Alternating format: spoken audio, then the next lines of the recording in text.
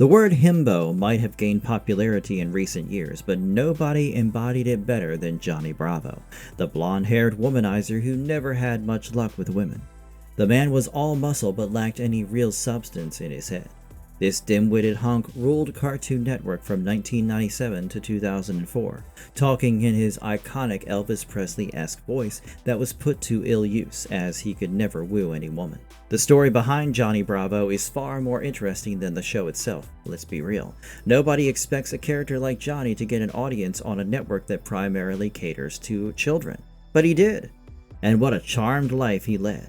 Now, let's go behind the scenes to find out how Johnny Bravo was born and what led to his demise. There, Fluffy. You're about to meet your dream man, Johnny Bravo. Johnny Bravo's story starts in 1993 at Loyola Marymount University. Ephraim Giovanni Bravo Partible, or as he is known professionally, Van Partible, was a senior student there and was planning his senior thesis project.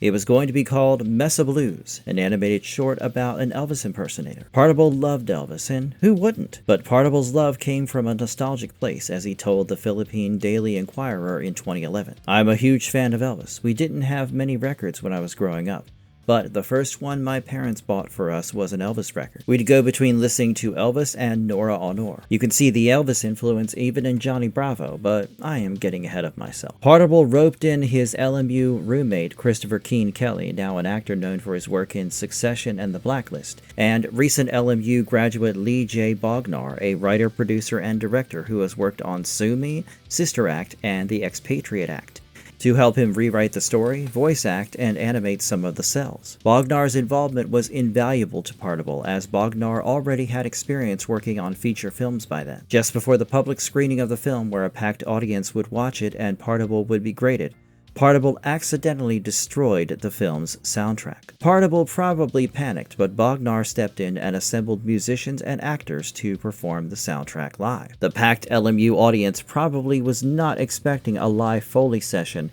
during a senior thesis screening, and they broke into a standing ovation after Mesa Blues was screened. Partible's animation professor, Dan McLaughlin, screened a few of the student films he liked, including Mesa Blues, for Buzz Potamkin, McLaughlin's friend who worked at Hanna-Barbera. Soon after, one of the heads of development at Hanna-Barbera, Ellen Cockrell, asked Partible if he wanted to pitch a 7-minute cartoon based on the short for Cartoon Network's world premiere Toons program, later known as What a Cartoon. Partible, of course, was interested, but he made major changes to the Elvis impersonator, and we got Johnny Bravo. The name Johnny Bravo was inspired by two things: the Brady Bunch episode Adios Johnny Bravo, in which Greg Brady renames himself Johnny Bravo to sign a record deal, and Partible's own middle name, Giovanni Bravo. Partible wanted to follow the writing principle, write what you know. He wrote on his blog years later, "I was encouraged to tell my story using my own unique point of view. And my own unique point of view involved doing a mashup of Elvis Presley, Michael Jackson, Arthur Fonzarelli, Luke, Dylan McKay Perry, the Dover Boys, my friends obsessed with working out, my friends who had an active social life, and my own frustrations with popularity, insecurities, and relationships." If you haven't observed Michael Jackson's influence on Johnny, let the creator make it clear for you. It's no secret that I pretty much used Michael Jackson as the impetus for using whip snaps and cracks whenever Johnny strikes a pose. As you could see in the excerpt from Captain EO below, it's done to make a point, or rather an exclamation mark, so that each movement has a purpose. Johnny Bravo was not going to be an Elvis impersonator, but he did hold on to the Elvis Presley-esque voice of his predecessor. The place where Johnny Bravo lives, Aaron City, is another tribute to the king, as Presley's middle name was Aaron. His looks were also borrowed from iconic brooding hero James Dean. The ridiculous pompadour that sits on his head was also inspired by Brad Pitt's outrageous, gravity-defying hairstyle in the 1991 rom-com Johnny Suede. Sidebar: I only found out about this movie while researching Johnny Bravo, and the hairstyle on a real, live person is even more ridiculous. Just look at the poster for Johnny Suede. The hair is the same length as Pitt's face. When Partible pitched Johnny Bravo, executives at Hanna-Barbera were not sure if they wanted to platform it, but Cockrell and two other women in the meeting batted for Johnny, persuading the executives to say yes. Ironically, this was probably the first and only time any woman ever wanted Johnny. Voice actor Jeff Bennett was hired to voice Johnny after he nailed the hyped-up Elvis impersonation in his audition. 3 shorts aired on world premiere tunes on Cartoon Network. They were Johnny Bravo in 1995, Jungle Boy in Mr. Monkey Man in 1996, and Johnny Bravo and the Amazon Women in 1997. The first short introduced Johnny as a muscular ladies' man with a sensitive side who tries to impress a zookeeper by capturing an escaped gorilla. These shorts were so popular that Cartoon Network commissioned the first season of Johnny Bravo, which consisted of 13 episodes. While speaking about Johnny Bravo in a 1997 interview, Partible said, "Johnny Bravo is a very narcissistic man. He's kind of a womanizer. It's basically about him and his life. I just came up with this guy who doesn't get it.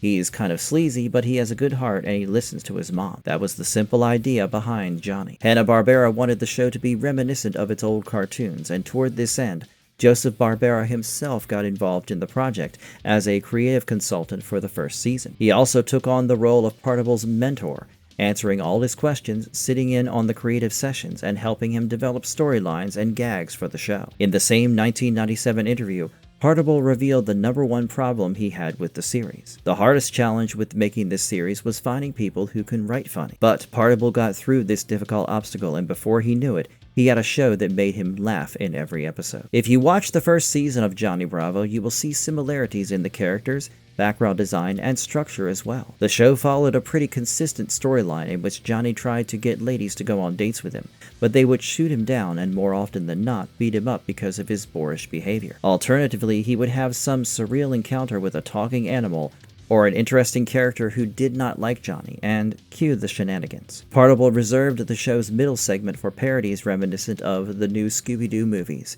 in which popular icons would show up as guest stars. Season 1 had many iconic guest stars too, from Scooby-Doo, Fred Flintstone, and Black Widow to Adam West, Farrah Fawcett, and Donny Osmond. Johnny depended on 2 people to always show up for him: his mama, Bunny, a sensitive, caring, lively fashionista, and little Susie, a talkative girl from the neighborhood who has a crush on Johnny and regularly infuriates him. It was through these characters that Johnny got a chance to show how big his heart was. The first season gave opportunities to many new writers, directors, and animators who went on to make names for themselves.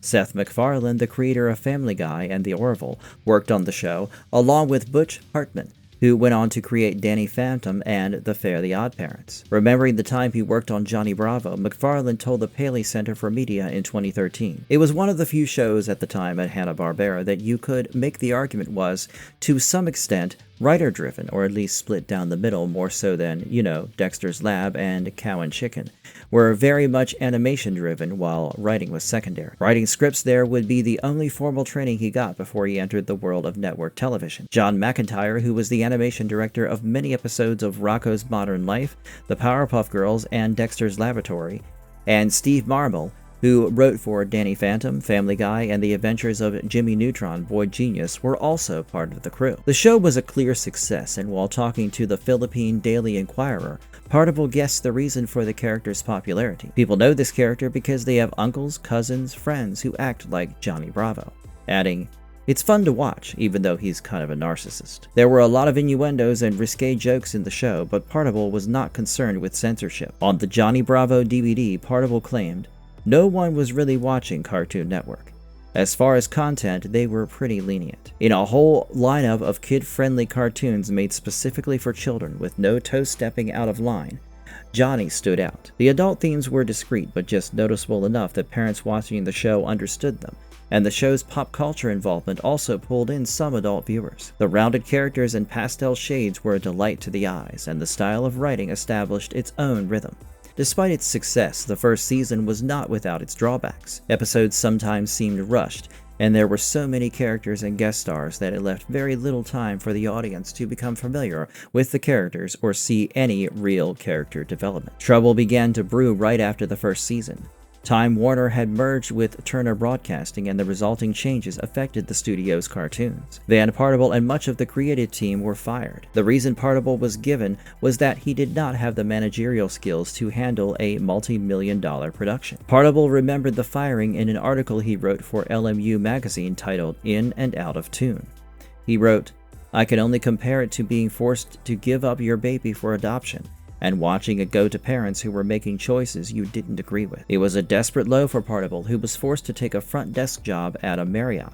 It wasn't easy going from a six-figure salary to making minimum wage, but life continued. Johnny Bravo continued to air, and Kirk Tingblad, whom you might recognize from his work on Kaijudo, Rise of the Duel Masters, Scooby-Doo Mystery Incorporated, and The Looney Tunes Show, took over as director, while the role of supervising producer went to Gary Hartle.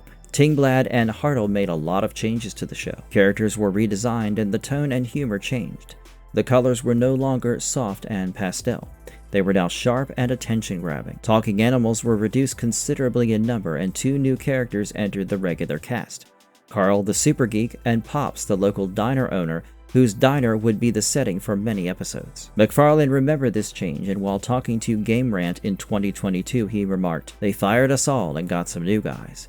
That's when the show went south. McFarlane was not the only one with this opinion. There was something charming about Johnny in the first season. He was a doofus, yes, but he was also pretty cool. He had a chic ride and knew karate, and though his romantic life was a disaster, the audience liked him. A major change under Tingblad and Hartle was that Johnny was now a complete idiot. He was the whipping post of the show, and the jokes primarily depended on slapstick humor.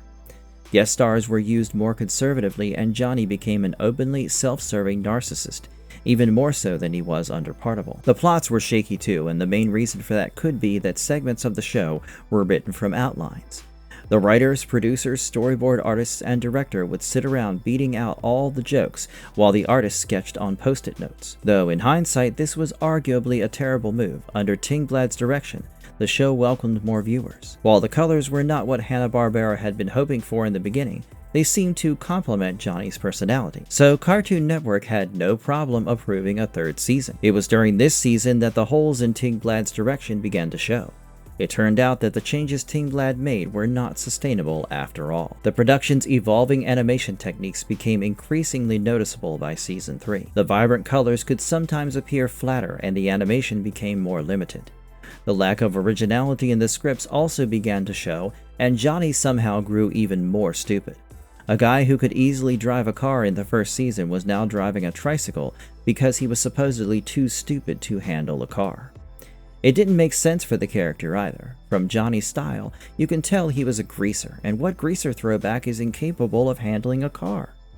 He lost the charm that made him lovable, and now he was simply unbearable and a burden to his mother. The show eventually went on hiatus once again. By then, Partible had mustered up enough courage to schedule a pitch meeting at Cartoon Network. This meeting was going to be with the same people who had fired him, and it was going to be awkward as hell. But Partible was ready to face it, as he could no longer stay away from the creative field. While writing about it in LMU magazine, he said, "The pitch was one of the most difficult that I had ever made. But it was also the most rewarding because something about my presentation in that meeting led them to offer me the job of producing another season of Johnny Bravo." That's right, even though Partible's pitch did not lead to the project he had originally presented, the executives knew that this man was now capable of running Johnny Bravo, so they hired him back for one more season. Partible had one season to redeem himself. He could not just erase all the changes made by his predecessors and pretend that Johnny had never changed. Partible knew this, and he made minimal changes. He unfortunately had to put together a new team, as his previous team had all moved on to new projects. The colors went back to being pastels and were easier on the eyes. To make sure the backgrounds did not change radically, Partible's team reused some of the previous season's backgrounds by recoloring them. They couldn't just cut Carl and Pops, so they stuck around, but with reduced roles. Susie got her original design back, but her personality was changed to that of a detached and smug girl who quipped throughout the cartoons. Johnny, thankfully, was no longer dumber than a bag of doornails. He was a bit smarter and started rubbing shoulders with celebrities once more. The writing picked up a lot, and instead of the lazy plot spoofs the previous 2 seasons depended on, the episodes came across more like tributes to pop culture. There were more pop culture references too, and the audience began to like Johnny again. The charming doofus with a heart of gold was back, and he now had redeeming characteristics that saved him from being absolutely disgusting. The debate in the Johnny Bravo fandom is still alive and well regarding who handled Johnny better. Many think that the art under Hartle and Tingblad was better, but much of the audience agrees that Partible's stories and characterizations were superior to whatever was happening in seasons 2 and 3. If you ask me, I personally like the Partible era, but I also understand that it varies from person to person. If you thought the episodes with the guest stars were silly and made no sense, there is a higher chance that you like Tingblad's stories. I do think it made sense for Partible to finish the show, as he was the one who created it, and from the way he writes about it, it is clear that he has a strong emotional connection to the series. The final episode of Johnny Bravo had 2 segments and aired on August 27, 2004. The first was Johnny Makeover, in which Johnny was selected to be part of the reality show Cartoon Makeover, run by Don Knotts, the Blue Falcon, and Weird Al Yankovic. They planned to make him more appealing to newer generations, but whatever they did seemed to backfire on Johnny. It's kind of ironic that Johnny Makeover was the penultimate segment of the show when, in real life, Johnny had to go through 2 radical production makeovers throughout the run of his show. The final segment was Back on Shaq, in which Shaquille O'Neal took Johnny Bravo along to all his games after discovering that Johnny was his good luck charm. He was unstoppable until he had to face Seth Green, who had brought his own good luck charm, Huckleberry Hound, to a showdown match. The episode was nice, but it was in no way a farewell to one of Cartoon Network's most beloved shows. That's how Johnny Bravo ended, without the applause he so richly deserved, and without ever finding a woman to call his own. There was no widely publicized official reason for the show's cancellation. The series completed 4 seasons. So what happened to the cast and crew of Johnny? Jeff Bennett, who voiced Johnny, went on to voice characters including Brainiac in Teen Titans Go, Zazu in the Lion Guard television series, and Merlin in the Disney Dreamlight Valley video game. The voice of Bunny Bravo, Brenda Vaccaro, can be seen in the movies Once Upon a Time, In Hollywood, and Nonas. Mae Whitman, the voice of Little Susie, is now quite a recognizable actress and has acting credits in The Perks of Being a Wallflower and The Duff, as well as voice acting credits in Avatar: The Last Airbender. The creator, Van Partible, has expanded his work quite a bit.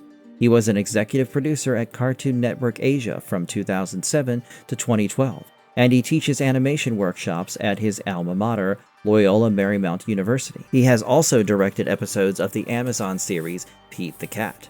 While the show ended, Johnny Bravo's legacy continues. The show was Cartoon Network's highest-rating program in 1999. Writer-director Butch Hartman said in the special features of the Johnny Bravo DVD, "When Johnny Bravo first came out, I don't think a lot of people had high hopes for it.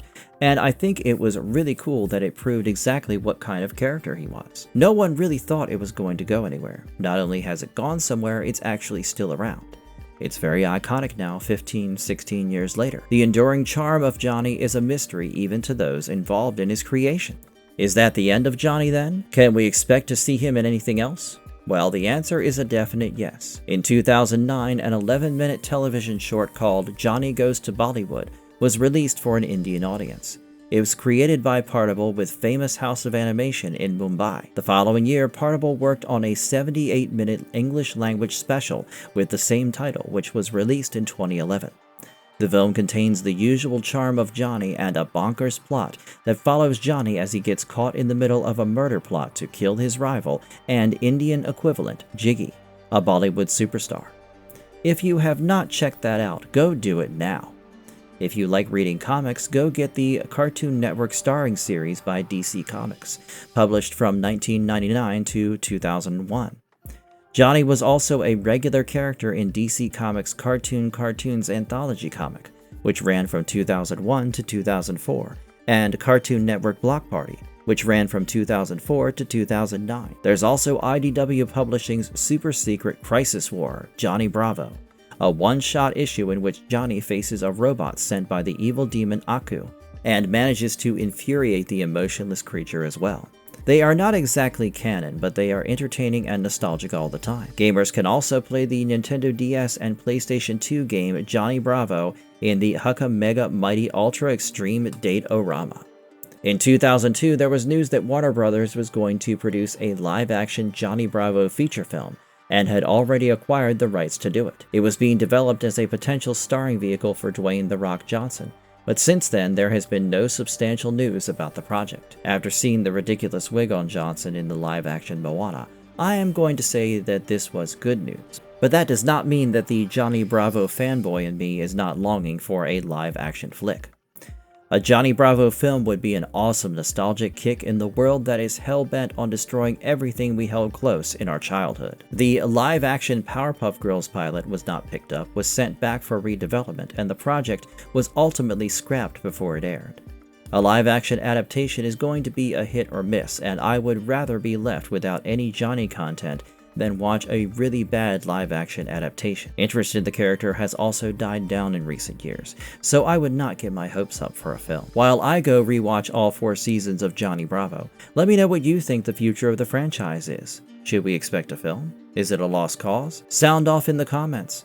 If you liked the video, please make sure to subscribe and tap that thumbs up button. I will soon be back with more awesome stuff, but until then, goodbye!